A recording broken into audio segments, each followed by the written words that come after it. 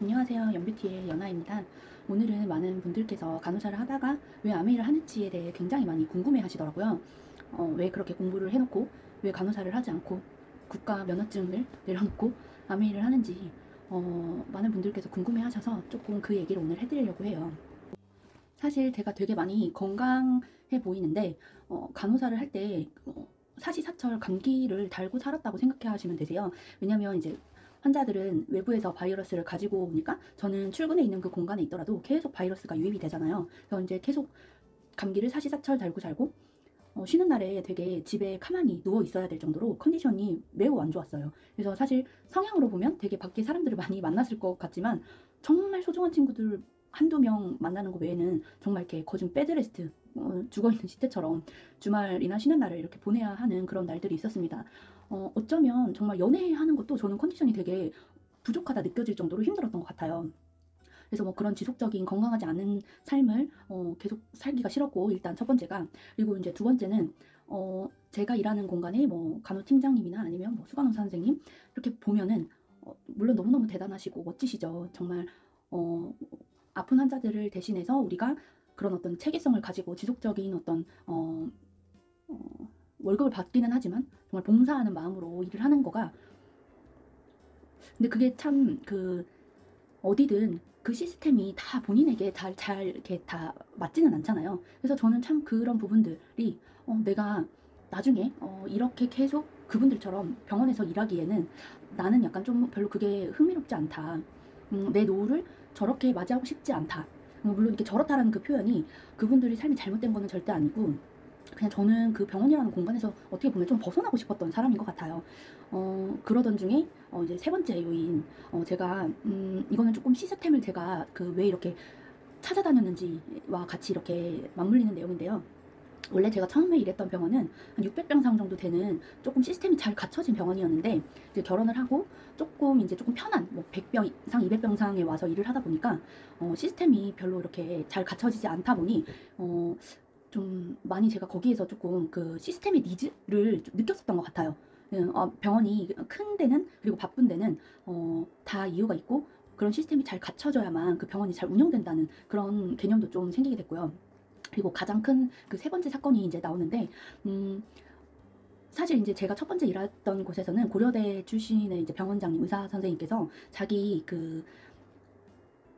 앞으로 이제 빨간 줄이 두 개가 들어가 있다. 그게 이제 뭔 말이냐면, 이렇게 또 환자들이 인권위원회나 이런 데 이렇게 고소를 해가지고 빨간 줄이 두 개다 뭐 이런 얘기를 하셨었는데, 제가 이제 두 번째로 옮긴 그 직장에 가서 어떤 일을 경험하게 됐냐면, 뭐 두 번째는 아닙니다. 중간에 또 다른 병원에서도 일을 하긴 했지만, 어쨌든 이제 제가 그 병원에 가서 이제 느끼게 된 게 뭐냐면, 제 근무 듀티 때 제가 이브닝 근무를 쓰고 있었는데, 어떤 환자분이 이렇게 붕대를 이렇게 이용해서 화장실에 이렇게 해서 돌아가셨어요. 이렇게 스스로 목숨을 끊으신 사례가 있었는데, 이제 그런 부분에 있어서 뭐 붕대를 제가 제공했는지의 여부, 뭐 언제적 붕대인지 사실 우리가 이제 명확하게 그거를 CCBB를 가리더라고요. 그걸 어디서 가리게 됐냐면 경찰서에 제가 가게 됩니다. 어떻게 보면 소환이 된 거죠.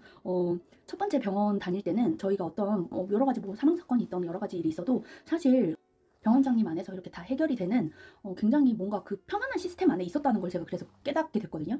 이제 그 옮긴 병원 쪽에서 이제 그 사람이 이제 그 돌아가시고 나서 이제 저희가 이렇게 모였는데, 결국에 뭐 의사 선생님도 이렇게 본인 그러니까 본인 환자였지만 주치의가 따로 있었지만 그냥 이렇게 그냥 집에 가시고, 그 사건이 났을 때 이제 병원에 다 모였었는데, 그냥 가시고, 뭐 병원을 운영하시는 분도 뭐 마찬가지고, 그 뒷번인 이제 제가 가서 이제 경찰 조사를 몇 시간 정도를 받았던 것 같아요, 제 기억에. 그때 제가 약간 어떤 걸 느꼈었냐면, 나 엄청 열심히 남들 놀 때 공부해가지고 간호사가 됐는데, 내가 왜 이런 뭔가 도적질을 한 것도 아니고, 뭔가 이렇게 내가 누구를 해를 준 것도 아닌데, 아 이게 이런 상황에 놓일 수가 있는 직업이구나라는 거를 처음 좀 깨닫게 됐던 것 같아요. 그러면서 어, 어떤 그 인생을 살아야 되는지, 어떤 일이 옳은 건지에 대한 생각을 조금 그 당시에 좀 했던 것 같아요. 그 이후로도 제가 약간 좀 트라우마가 있었겠죠? 왜냐면 저 경찰서 같은 데 처음 가봐가지고 되게 그게 기분이, 조사를 받는 그 상황에 대해서 제가 막 얘기를 하는 그 기분이 굉장히 좋지 않더라고요. 막 그때 이제 막 과학수사대도 와서 그 병원에 이제 그런 상황들을 이제 막 조사를 하고 막 그랬었거든요. 그래서 사실은 이제 뭐 저희 엄마도 아마 이 얘기를 모르시긴 할 텐데 제가 얘기를 엄마한테는 안 했을 것 같아요. 걱정하실 것 같아서. 근데 왜 아메이를 하느냐? 사실은 간호사 현장도 녹록지가 않았어요. 모든 상황들이 지금 계시는 그런 그 일하시는 곳에서 그런 모든 어떤 그런 시스템과 그런 어떤 대우 그런 것들이 저는 되게 이렇게 뭐라고 해야지 만족스럽지 않았던 것 같아요. 그래서 어제 이제 파트너 리더님을 만나면서 제가 이제 이 얘기를 나누면서 이 얘기를 조금 한번 찍어보고 싶다 영상으로 싶어서 제가 이렇게 남겨봅니다. 어떤 회사도 저는 이렇게 본인이 만족스러운 회사는 없을 거라는 생각이 들어요. 근데 진짜 아메이를 통해서 내가 그 모든 상황을 이렇게 마음먹기 하나로 만들어갈 수 있다는 거, 그리고 너무나 든든한 시스템이 이렇게 받쳐주고 있다는 거, 그리고 너무 거짓말을 못하고 정직과 그 신뢰를 지키는 그 회사가 존재한다는 게 저한테는 너 왜 아메이 해? 했을 때 너 왜 아메이 안 해? 저는 마음에 딱 그게 생기게 되는 가장 강력한 이유인 것 같습니다. 오늘 이 얘기로 조금 이렇게 각자 계신 공간에 마음에 들지 않는 어떤 부분들이 분명히 저는 조금씩은 있을 거라 생각이 들거든요. 이 수단 자체가 어떻게 보면 당신에게도 기회가 될 수 있다는 그 내용을 마지막으로 인사드리도록 하겠습니다. 이제 곧 봄이 올 것 같아요. 따뜻한 봄 되세요.